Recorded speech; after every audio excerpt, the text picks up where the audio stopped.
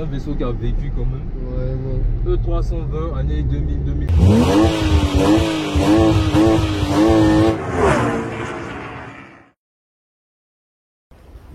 Bonsoir à tous, bienvenue sur 225 Motors. Aujourd'hui, je suis avec mes compères, le X. Salut la famille. Et Aniel. Salut la famille. Ouais, peut-être Aniel, vous l'avez pas encore vu. Le X, vous connaissez bien. Mais ce sont mes gars sûrs, il n'y a pas de souci. Aujourd'hui, on est à côté d'un modèle pas mal. On va faire le tour ensemble. Alors, ce qu'on a, classe E 320 début des années 2000. Les voitures dans lesquelles nous on a commis on a fait toutes nos phrases quoi. Les voitures de ces années là. On a échappé à pas mal de choses dans ce genre de voiture là. De malade les gars. Surtout le X. Ce modèle en particulier. Il a habitué, il est très habitué. Hey. C'est un malade. Des anecdotes avec. Ouais, trop. Franchement, bon, à l'avant, qu'est-ce que vous en pensez, les gars? Belle calandre, moi j'adore. Avec les phares et tout. En tout cas, j'aime beaucoup les phares. Ouais. Et la calandre aussi, ça donne une belle gueule à la voiture. Elle a une dégaine. Exactement. Ouais. Et toi, Aniel, t'en penses quoi? Elle a une très belle dégaine. J'aime bien comme il a la calandre de la voiture est super belle et surtout je sais pas comment vous appelez ça, là, tout juste en bas, le petit grillage noir qui...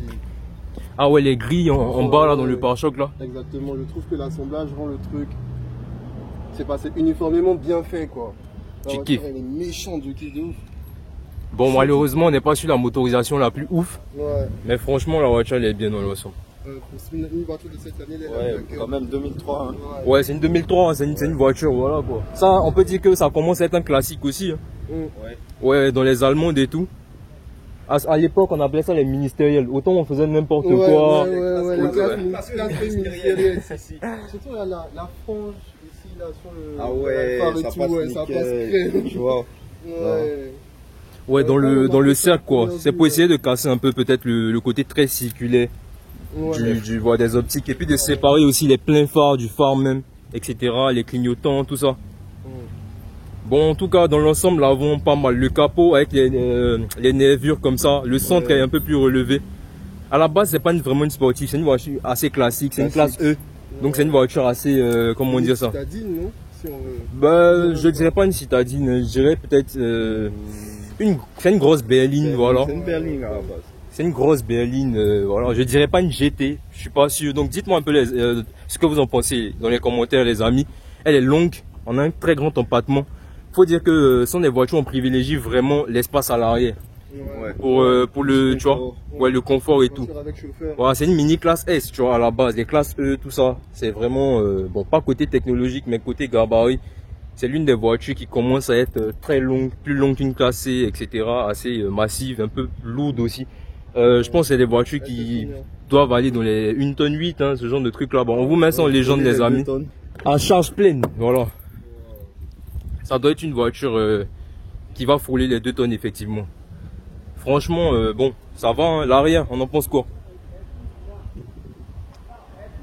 Gros cul. Avec les feux arrière qui passent, Je sais pas si c'est... Quoi? Ah, vas-y, je laisse Cyril terminer son avis d'abord. En tout cas, les feux arrière, moi je kiffe grave. Avec comment t'appelles ça? Le feu stop. Le feu stop, effectivement. Ouais.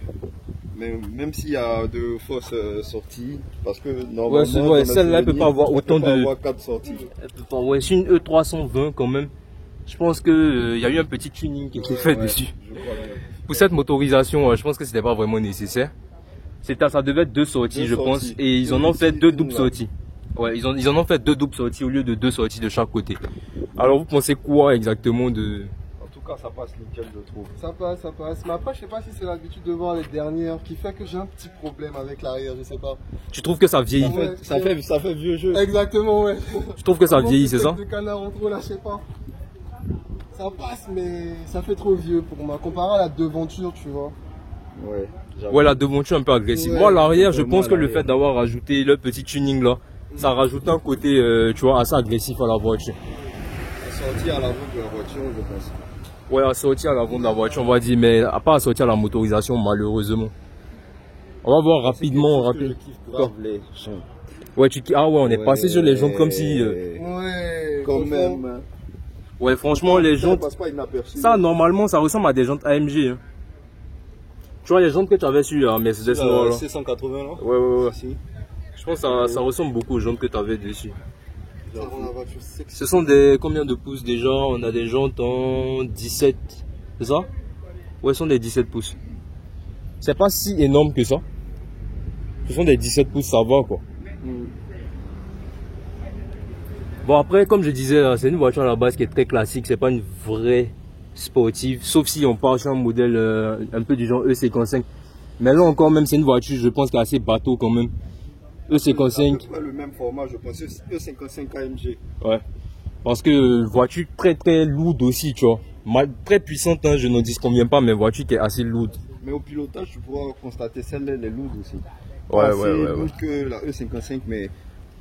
Ouais, mais là, quand même, on est sur un classique, quoi. Ce sont des voitures vraiment qui ont fait... on va pas dire qu'on est vieux, mais qui ont fait notre jeune jeunesse, voilà. Ça fait partie de l'histoire de notre jeunesse. Bon, le proprio est un peu maniaque, là, apparemment, parce qu'il veut la vendre, là. Donc, il a décidé d'habiller ses sièges avec des sachets, machin. Bon, écoute. C'est son délire. Toi, tu te sens comment à l'arrière, Agnès? Ça va bien, les gars, franchement. Ouais, je suis Et sûr les que gens, j'ai de c'est... l'espace, tu vois. J'ai beaucoup d'espace. J'imagine les voitures comme ça, là, à l'ancienne, dans les années 2000, t'as ça, yo. C'était un truc de malade, hein. Le toit panneau, moi, franchement, c'est le toit panneau qui me casse. Ouais, ça passe nickel. Le toit panneau, c'est un truc de ouf. Ah, c'est les souvenirs. Le X, t'es au volant, t'en penses quoi? Bon, c'est clair que ça doit être beaucoup mieux de s'asseoir à l'arrière. Ne me fais pas dire, cousin. Parce que voilà, C'est une voiture à chauffeur, hein. une voiture à chauffer. Écran pas d'origine. Pas d'origine, oui. Écran pas d'origine. Bon, la clim, tout ça, c'est des trucs classiques. Les fonds de compteur à l'ancienne, tous ceux qui ont connu ces voitures reconnaîtront très bien ce genre de fond de compteur là. Ce volant là, 4 branches. Bon, c'est pas mon volant préféré, franchement. Tu te rappelles le volant que j'avais sur ma Mercedes? Volant 3 branches. Joli volant sport. Là, franchement, ça fait trop classique pour moi. Beaucoup de bois, beaucoup de cuir. Vraiment, c'est vraiment une voiture qui est plus dans le luxe que donc quelque chose dans la sportivité. Ouais. Le cuir, en tout cas, il est confortable. C'est un cuir perforé. Ou bien c'est du simili cuir, je sais plus exactement. Mais ça reste très confortable. Un peu dur, mais très confortable quand même. Mercedes, quand même, c'est une base pour eux. Ouais, ce sont des choses qu'ils maîtrisent assez bien. On va voir un peu sous le capot rapidement. Ouais, c'est ça, c'est le 6 cylindres. Donc, on a un gros 6 cylindres atmosphérique. C'est ça, non? Là, on n'est pas sur un compresseur. Hein. Non, pas sur un compresseur. Ouais, on est vraiment sur un modèle Atmo. N'hésitez pas à nous dire si on se trompe dans les commentaires. Vous savez, ça reste un espace de libre-échange. Donc voilà, le moteur quand même il est assez imposant. Mais apparemment il y a encore de la place pour quand tu mets un V8. Parce que tu vois, il y a assez d'espace. Ouais, ils ont prévu assez d'espace pour la version avec le V8, tout ça. Franchement, voilà, niveau motorisation, bien. Toi, c'est toi pour le moment qui connais un peu le comportement de la caisse. Moi, ça fait un bail que j'ai pas conduit ce genre de caisse là. Toi, t'es arrivé avec la voiture, donc je sais que... Elle est assez lente à la détente, sinon à part ça, ça va. Hein. C'est très linéaire. Ouais. Très linéaire, ouais, normal. Très linéaire. On va voir un peu ce qu'on a dans le coffre et puis on va faire un petit tour.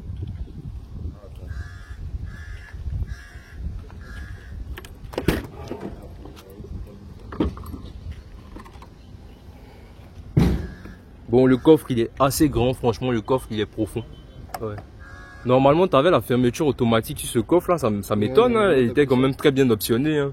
Toi, panneau, on avait la fermeture automatique du coffre par ici. Ça m'étonne pour un modèle comme ça, qui ne fonctionne plus hein, avec les années. Bon, la caméra qu'on a ici, caméra de recul, ça c'est plutôt à cause de l'écran ouais. Qui n'est pas d'origine. Voilà. Sinon, à la base, je pense pas qu'on avait des caméras de recul sur ce modèle là. On a un chargeur DVD dans le coffre ici. Donc ça c'est quelque chose de bien. Bon là tu vois. Ça doit être d'origine hein, ça. Vu l'emplacement je pense que c'est d'origine. Franchement bien. Il y a assez d'espace dans le coffre. Ouais. Franchement bien. On est à bord du vaisseau. Ouais, du jeune vaisseau. Non pas on va pas dire du jeune cette fois-ci. Du vieux vaisseau. Ouais. C'est un vaisseau qui a vécu quand même. Ouais, bon. E320, année 2000-2003. Ouais. Installé comment? Tu te sens bien, machin? Ouais, tout à l'heure, j'étais derrière. C'était spacieux. Devant, c'est à peu près pareil. Hein. Ouais, franchement, le Franchement, cuir, les ouais, sièges. le cuir, apparemment, j'ai vu toutes les positions là, les positions des sièges et tout. Ouais. On va voir si ça fonctionne. Ouais, ça fonctionne. Tu vois, ça te. Si ça fonctionne lorsqu'il y a des positions enregistrées. Ouais. Voilà, exactement. T'as tout compris. Ouais, là je sens le fauteuil qui glisse. Waouh, ouais, non, franchement. Je vois que Mercedes, quand même, depuis des années, ils essaient de mettre vraiment les passagers, mais vraiment à l'aise. C'est pas genre, t'es là, en train de lutter. Alors qu'on a des voitures, même de 2019-2020, qui, selon le segment, bon, ça dépend des segments aussi. Mercedes se catégorie, se dit constructeur premium. Donc, c'est un constructeur premium. C'est pas même comme si se dit, on le sait, c'est un constructeur premium. Donc, il y a des choses qu'ils ne peuvent pas négliger. Voilà, c'est la base. Là, petit soin. Ouais, là, ça se voit à l'intérieur que écoute, la voiture la vieillit, mais même si tu prends une voiture plus récente d'un constructeur japonais, il y a des choses que tu ne vas pas trouver. Le feeling, l'odeur du cuir, la boiserie à l'intérieur, le chrome, tout ça. Donc franchement, au niveau confort, il n'y a rien à dire. La motorisation, je la trouve pas si ouf que ça. Parce que c'est un 6 cylindres qui n'est pas suralimenté. La voiture est lourde. Donc quand tu veux la lancer, tu vois. Quand tu dis suralimenté, c'est-à-dire suralimentation, c'est tout ce qui est turbo, les compresseurs volumétriques, voilà. Donc le moteur est suralimenté parce que il a quelque chose qui lui donne, il a une autre énergie qui l'aide à avoir des explosions plus fortes, comme par exemple plus d'oxygène. Donc il va avoir un mélange air-carburant, un mélange, on appelle ça le rapport stoichiométrique, qui va être plus enrichi. Tu vois, une fois que tu as un turbo, donc par exemple le turbo va contraindre plus d'air à rentrer dans tes cylindres que par exemple sur un moteur atmosphérique qui va utiliser juste la pression atmosphérique pour faire rentrer l'air. Donc la pression que tu as là, par exemple, l'air va rentrer comme ce que tu vois là, l'air que tu ressens là.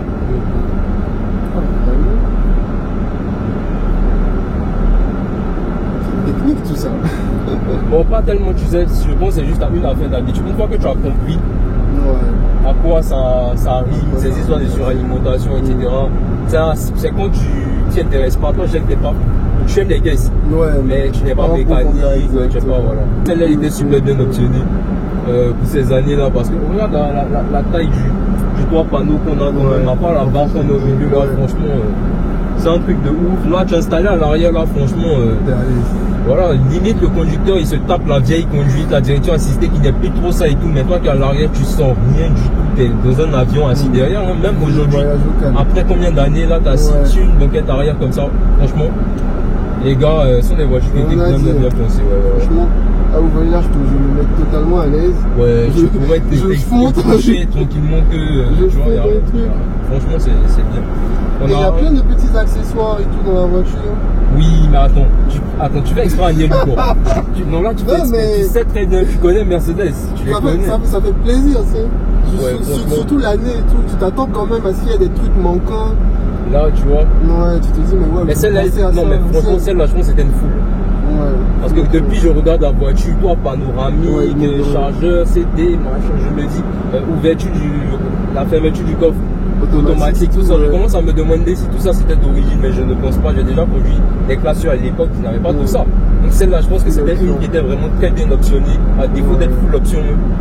Donc dites-nous un peu ce que vous en pensez dans les commentaires, les amis. Franchement, c'est une voiture qui est pas si mal que ça. On a un volant 4 branches que je n'aime pas, mais j'ai déjà dit sur des voitures classiques qui sont pas.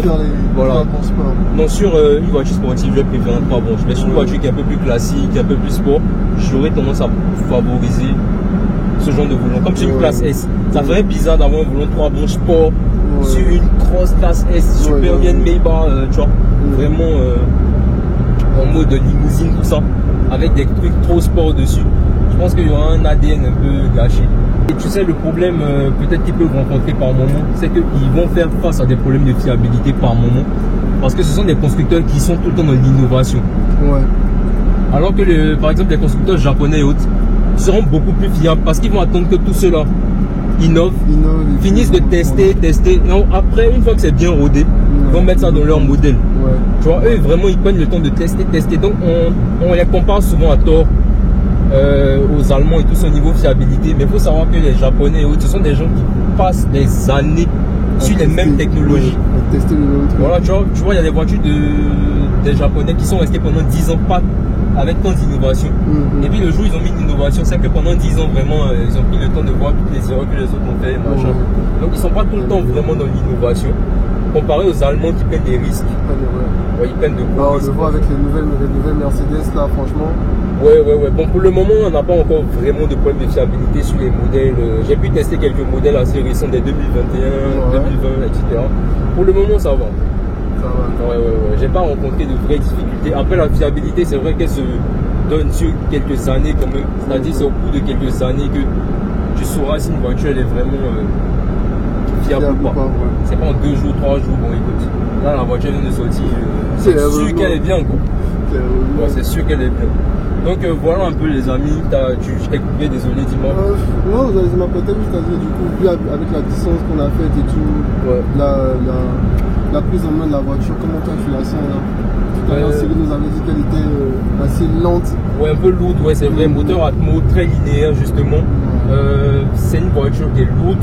En plus, bon, on est sur une propulsion, c'est un peu fun quand même. Mais on n'a pas énormément de chevaux, on n'a pas énormément de couple. Donc le rapport poids-puissance se fait ressentir. Là, on est vraiment sur quelque chose de plus confort qu'autre chose. C'est pas une voiture dynamique. Voilà, c'est une voiture d'autoroute, je dirais. Je suis sur l'autoroute, tu lances vraiment la voiture, tu passes les 100 combien à l'heure, et puis tu cruises tranquillement sur l'autoroute. Voilà. Mais les coups, machin, déjà la direction, avec l'âge, elle est plus très incisive. Bon, là, je vais tenter un dépassement, tu vois. C'est pas un dépassement super dynamique, hein, t'as vu. Ouais, il ronronne quand même le moteur. Ouais, tu vois. Bon, après, la voiture est tellement confortable. Là, j'ai baissé les yeux, j'ai regardé la vitesse. J'ai vu quand même qu'on était assez haut. Mais à la conduite, je ne sentais pas. Non, moi, j'ai eu comme, tu vois, j'ai eu comme le. La voiture a senti comme le petit glissement là. Ouais, bon, il est très linéaire, donc tu vas pas ressentir forcément un boost, un vrai boost, mais lui, il va pas se laisser faire. Oh là là. Tout à l'heure, quand tu as parlé de propulsion, ça m'a rappelé les anciens bons souvenirs aussi. Ah, tu connais. Tu connais. Non, mais c'est ça. Quand on sortait directement de la moto, on avait encore le son bouillonnant. Donc, on conduisait assez dangereusement. Et je déconseille fortement les amis. On a tous eu notre époque de délire. Voilà. Là, aujourd'hui, on est un peu plus raisonnable. Ça fait des années que tu as des voitures, ça fait des années que tu roules. Voilà, tu as eu le temps de connaître des déboires aussi, acheter une voiture, vouloir faire le fou et puis niquer des pièces. Donc aujourd'hui, ça te rend beaucoup plus raisonnable. Tu sais, l'argument financier, ils rend toujours beaucoup plus raisonnable. C'est sûr et certain. Donc voilà les amis. On a fait un petit tour avec mon frérot là. Le but n'était pas de vraiment de bombarder avec la voiture, tout ça. C'était vraiment de passer un bon moment. Je vois mes frérots depuis un moment quand même. Et Agnel, c'est sa première vidéo sur la chaîne et tout. Donc vraiment, ça fait plaisir. Merci à toi. Normal. Ouais, d'avoir participé et tout. Voilà. Et on est ensemble. Et c'est quoi ton dernier avis, on va dire, sur la caisse avant qu'on se laisse? Franchement, comme je l'ai dit tout à l'heure, même pour une 2003, c'est une voiture que je prendrais quand même. Peut-être pas pour tous les jours, mais je la prendrais parce qu'elle a quand même une bonne longévité. Et voilà quoi, avec juste un meilleur entretien, franchement, ça reste un petit bijou. On peut dire que c'est un classique. On peut dire que c'est un classique. C'est une voiture qui deviendra très bientôt un young timer, je pense. Donc voilà, on nous a donné un peu nos avis. Le X n'est pas là, malheureusement, il est dans une autre voiture, comme je disais à côté. Merci d'avoir suivi cette vidéo. À très bientôt pour une nouvelle vidéo, les gars. bien sûr. Et ciao. Ciao.